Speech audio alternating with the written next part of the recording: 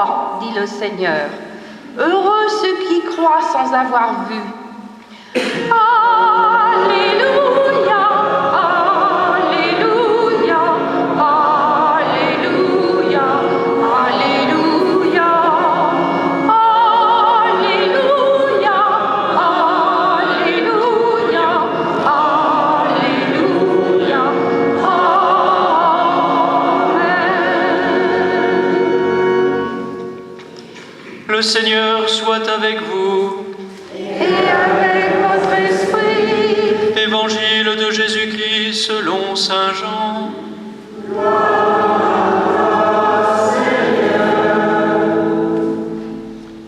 C'était après la mort de Jésus, le soir venu, en ce premier jour de la semaine, alors que les portes du lieu où se trouvaient les disciples étaient verrouillées par crainte des Juifs.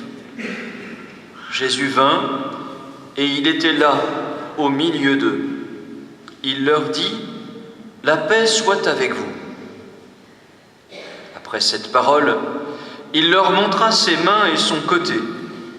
Les disciples furent remplis de joie en voyant le Seigneur.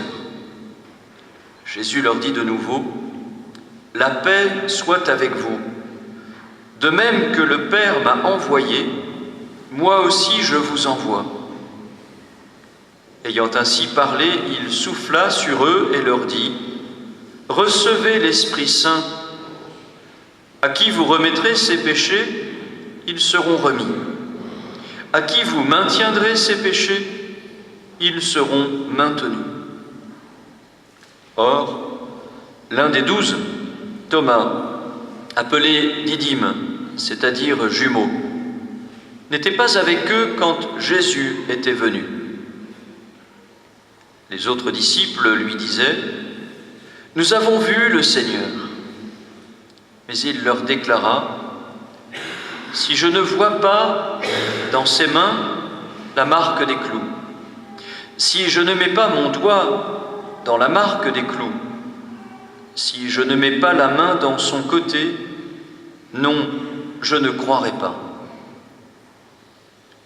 8 jours plus tard, les disciples se trouvaient de nouveau dans la maison, et Thomas était avec eux.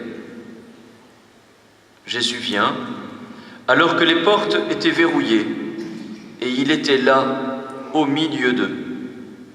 Il dit : « La paix soit avec vous. » Puis il dit à Thomas : « Avance ton doigt ici et vois mes mains. Avance ta main et mets-la dans mon côté. Cesse d'être incrédule, sois croyant. » Alors Thomas lui dit : « Mon Seigneur et mon Dieu. » Jésus lui dit : « Parce que tu m'as vu, tu crois ?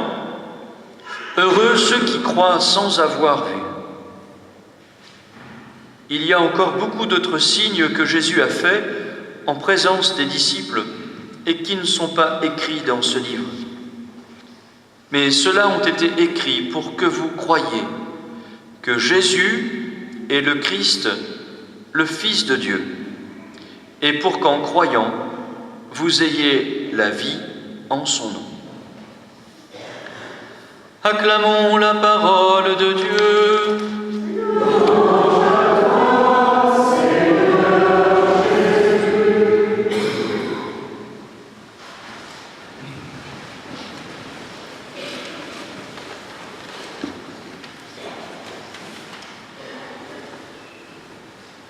Les disciples furent remplis de joie en voyant le Seigneur.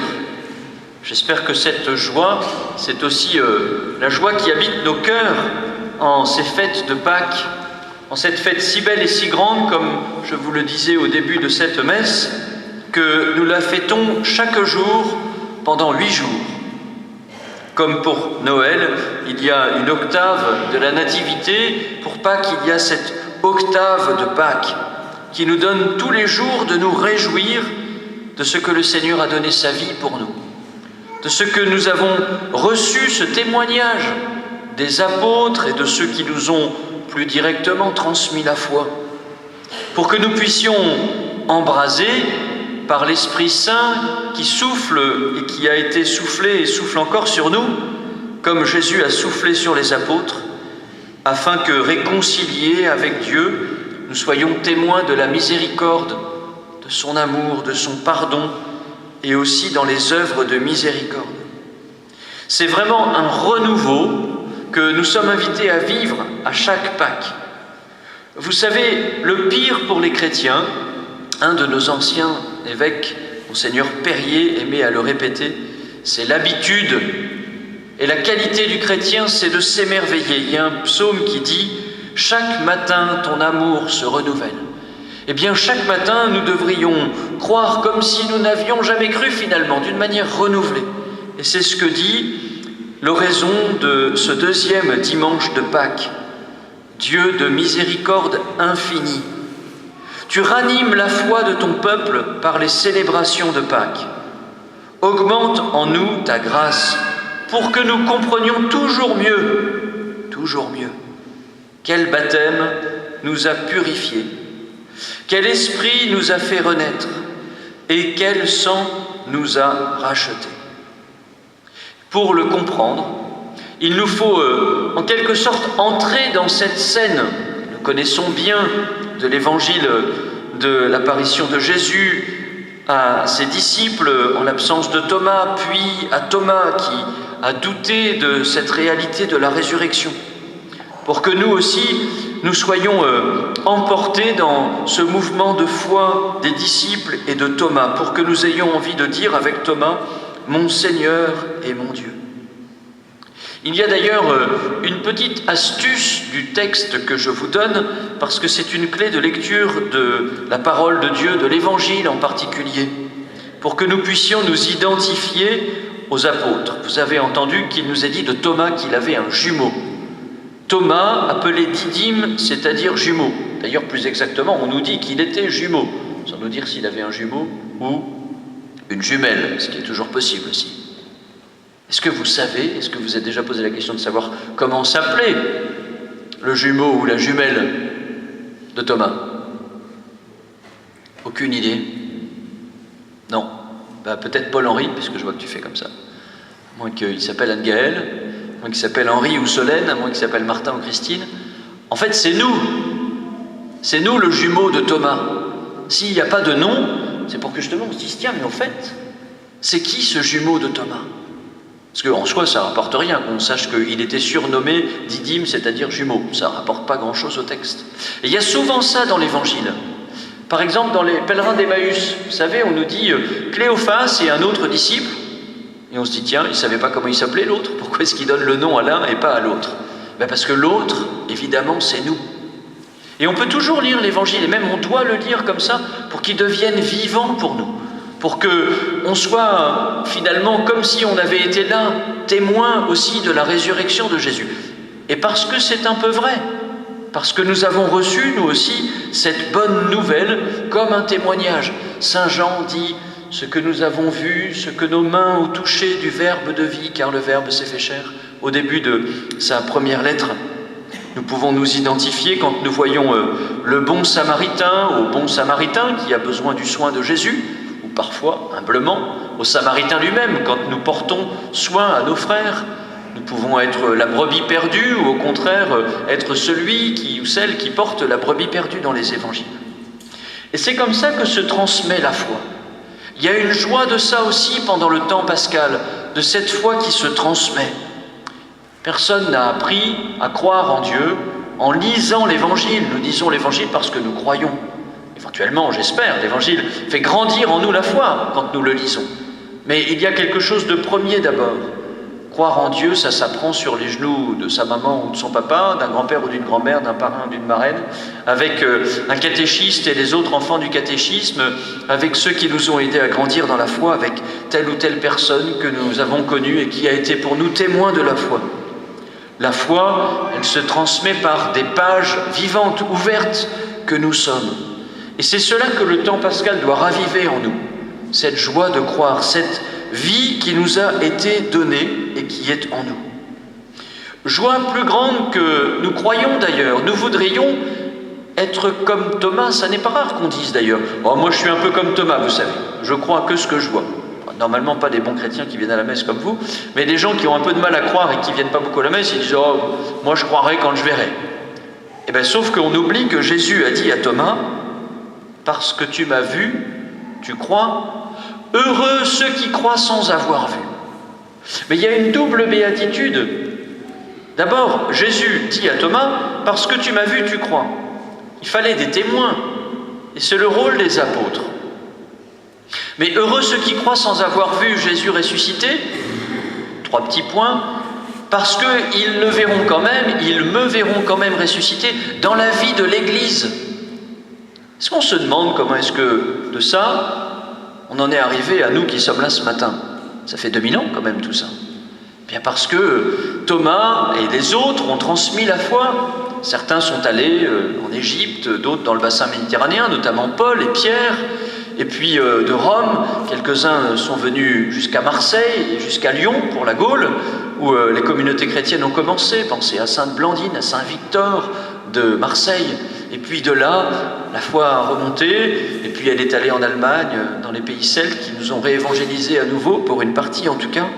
Et ainsi, de génération en génération, jusqu'à ceux qui nous ont transmis la foi. Et nous, qui avons à transmettre la foi, nous aussi. Parce que nous sommes ressuscités avec le Christ, comme le dit l'oraison que nous avons entendue et dans la bénédiction finale que nous allons entendre tout à l'heure. Cette bonne nouvelle, elle n'est pas passée, elle est encore présente. Comme notre baptême n'est pas un événement d'il y a 45 ans, 90 ans, ou plus peut-être encore. Non, notre baptême c'est aujourd'hui. Aujourd'hui, nous vivons déjà de cette vie. Et la vie éternelle, c'est pareil. C'est pas pour dans 10, 20 ans, 30 ans, ou quelques heures d'ailleurs, parce qu'on n'en sait rien. La vie éternelle, c'est déjà depuis notre baptême. Depuis qu'on est baptisé, déjà, on a la vie de Dieu en nous. Et tous ces évangiles sont là pour nous faire découvrir cela. Et c'est cela la miséricorde que nous célébrons. Dieu qui a donné sa vie pour nous. Le Seigneur qui souffle sur ses disciples pour leur remettre leurs péchés a soufflé aussi sur nous. Nous sommes pardonnés, nous sommes sauvés, nous sommes aimés d'un amour infini qui nous renouvelle. Voilà une parole d'espérance pour nous, pour ceux qui nous ont quittés, mais aussi pour tous les échecs de nos vies. Nous ne sommes jamais condamnés au mal que nous avons fait. Et c'est ce que dit aussi le livre de l'Apocalypse en étant témoin de la foi. « Je fus saisi par l'Esprit du Seigneur. » L'Esprit du Seigneur qui dit « Vis maintenant de ce que tu as reçu. J'étais mort et me voilà vivant. » Cela est vrai pour le Seigneur Jésus, mais cela est vrai pour chacun de nous. Est-ce que nous voulons vivre en vivant? Vivre en témoin de la foi, conscient que Dieu habite en nous, qu'il y a une vie plus grande que notre vie qui bat en nous et qui donne du sens justement à notre vie. C'est la foi qui motivait les premiers chrétiens, qui allaient jusqu'à sortir aussi les malades sur les places, les mettant sur des civières et des brancards, nous dit le livre des Actes des Apôtres, pour que l'ombre de Pierre passe sur eux. C'est magnifique, cette parole de l'Écriture. Et bien que nous aussi, en passant en quelque sorte, modestement mais réellement, notre ombre est l'ombre de Jésus qui en quelque sorte plane sur nous, mais plus que son ombre, sa vie qui brûle en nos cœurs, eh bien puisse toucher le cœur de ceux qui nous entourent, de ceux qui cherchent, de ceux qui ont le désir de croire en Dieu et qui n'arrivent pas à croire. Nous avons à être pour eux des Thomas, non pas des Thomas qui doutent, mais des Thomas qui croient, des Thomas qui disent « Mon Seigneur et mon Dieu » en reconnaissant Jésus ressuscité. En entendant la béatitude de Jésus, heureux ceux qui croient sans avoir vu, en entendant bien que Jésus nous invite à réaliser que nous avons vu plus que nous croyons justement. Nous avons vu Jésus vivant dans la vie de l'Église, dans le bien que l'Église fait autour d'elle. Mais il faut que cela soit aussi visible par notre vie qui accueille la miséricorde et qui en vit. Je finis par là en vous rappelant ces paroles chaleureuses du pape François pour le jubilé de la miséricorde, qui nous invite à ce que cela se voie, que nous sommes ressuscités, que nous avons nous aussi accueilli cette bonne nouvelle et que nous avons été renouvelés par l'eau du baptême qui coule encore en nous, comme nous l'a rappelé le rite d'aspersion au début de la messe. Le pape François nous disait cela au début de l'ouverture du jubilé de la miséricorde. « J'ai un grand désir que le peuple chrétien réfléchisse durant le jubilé sur les œuvres de miséricorde corporelle et spirituelle. Redécouvrons les œuvres de miséricorde corporelle, donner à manger aux affamés, donner à boire à ceux qui ont soif, vêtir ceux qui sont nus, accueillir les étrangers, assister les malades, visiter les prisonniers, ensevelir les morts. Et n'oublions pas les œuvres de miséricorde spirituelle, conseiller ceux qui sont dans le doute, enseigner les ignorants, avertir les pécheurs, consoler les affligés, pardonner les offenses. Voilà un signe que nous sommes ressuscités quand nous sommes capables de pardonner. Supporter patiemment les personnes ennuyeuses. Je le lis à chaque fois en souriant, c'est rigolo quand même ça. Supporter patiemment les personnes ennuyeuses. Prier Dieu pour les vivants et pour les morts.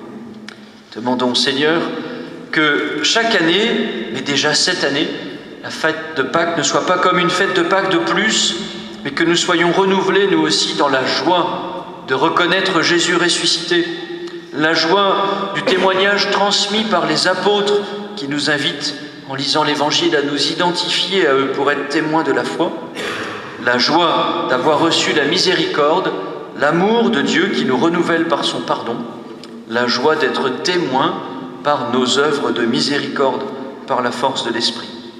Amen.